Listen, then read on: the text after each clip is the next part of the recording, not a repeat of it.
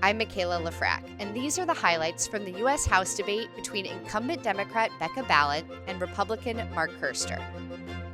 During the debate, the candidates disagreed on nearly every topic, including solutions to Vermont's affordable housing shortage. There are certain duties granted by the states to the federal government within the 10th Amendment.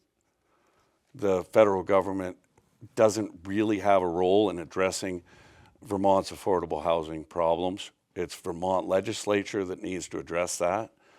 The restrictive regulations need to be readdressed. This is not just a Vermont problem. This is a nationwide problem.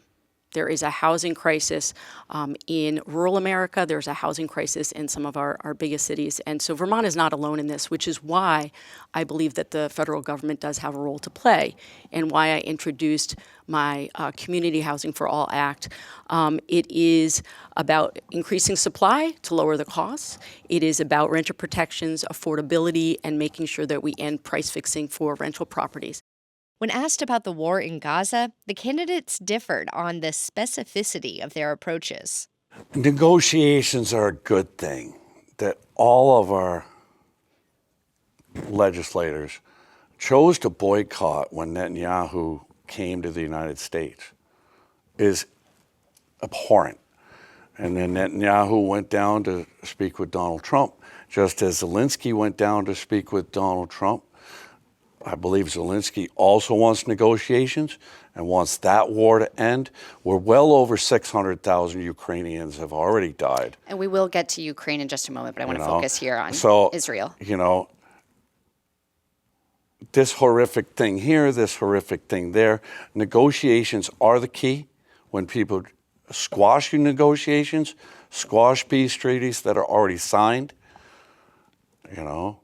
What we can do in the near term is consistently use our diplomatic forces to bring about what has been so elusive, which is a ceasefire and a release of all hostages. And I also think we need to be holding all of our allies, including Israel, to the same standards. And we need to be enforcing laws like the Leahy Law that makes sure that any ally receiving military aid is abiding by all humanitarian protocol. And I have been an outspoken critic of Netanyahu. I will continue to do that. I do not believe he speaks for the people of Israel. But the violence and the suffering need to stop.